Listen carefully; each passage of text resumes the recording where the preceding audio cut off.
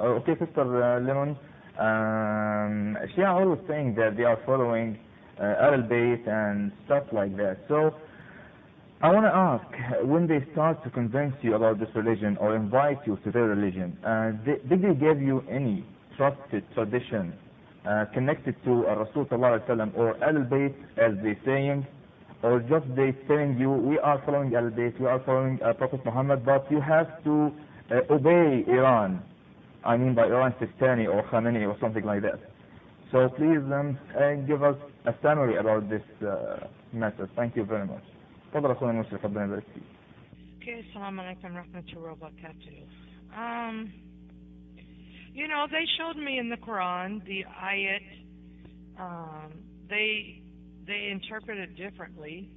The ayat about the cloak, where Prophet Muhammad, peace be upon him, takes the cloak and he wraps it around them, and it says, "This is only to purify you." He said that made them sinless when that happened.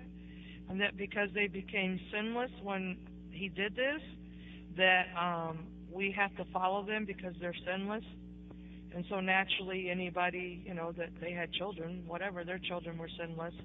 I never really had a problem with the sinless thing, but I was like, honestly, it didn't make any difference to me because they were already dead. It didn't affect my life.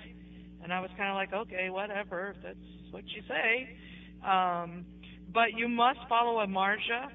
You have to pick one, and then you have to follow whatever he says. And the weirdest thing is if the marja tells you something and it's wrong, even if he knows it's wrong and he tells you and you follow it, and you know it's wrong too, but you still follow it, you don't get in trouble. He gets in trouble, not you.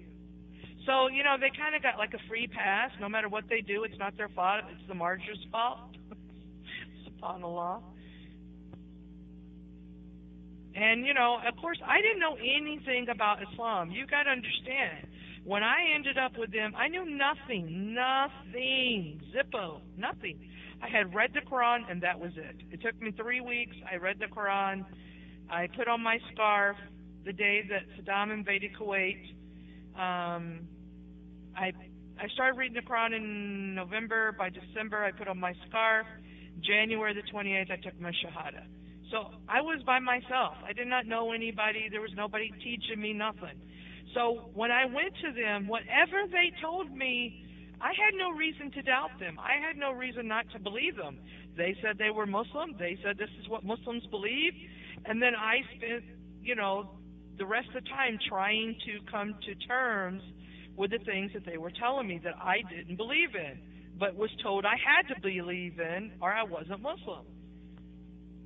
Okay, go ahead and take the mic. Assalamu alaikum warahmatullahi wabarakatuh.